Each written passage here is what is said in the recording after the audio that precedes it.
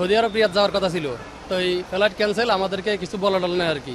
মানে আইতে গেছি, আমরা আইসি ভিতরে দেখতেছি, মানে দেখেছি কাউন্টার টিকিট, বলছে যে এই ফ্লাইট ক্যান্সেল হয়ে গেছে, বাস এতটুকু। তারপর আমরা সবখানে আরও মানে যত কাউন্টার আছে, যত মানুষ আছে সবাইকে দেখাইছি, বলছে যে আপনার ফ্লাইট ক্যান্সেল, এই এতটুকু।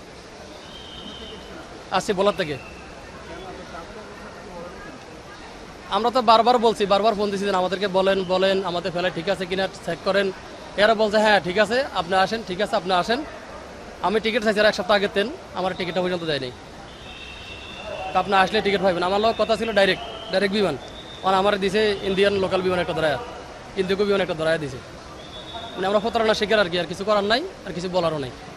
ভালো থাকে। আমাদের ফ্লাইট ছিল ইন্ডিগো, এখান থেকে হায়দ্রাবাদ থেকে আবার রিয়াদে। কিন্তু আমরা ইয়েতে আসছি, যোগাযোগ করছি, এখন বলতেছে আমাদের ফ্লাইট বন্ধ। আমাদেরকে এজেন্সি থেকে কিছুই বলেনি, আমরা টিকিট চাইছি, টিকিট দেয়নি। আজকে সকালে আমাদেরকে টিকিট দেওয়া হয়েছে। আমাদেরকে প্রথম বলছে ডাইরেক্ট বিমানে টিকিট কাটবে, কিন্তু তার কাটে নাই, লোকাল বিমানে টিকিট কাটছে। আমার থেকে নিচে 4,50,000 টাকা, 4,50,000। না, টিকিট ওনারা কাটছে, টিকিট কাটছে ওনারা। জি জি জি। না, আমার কাছে নাই।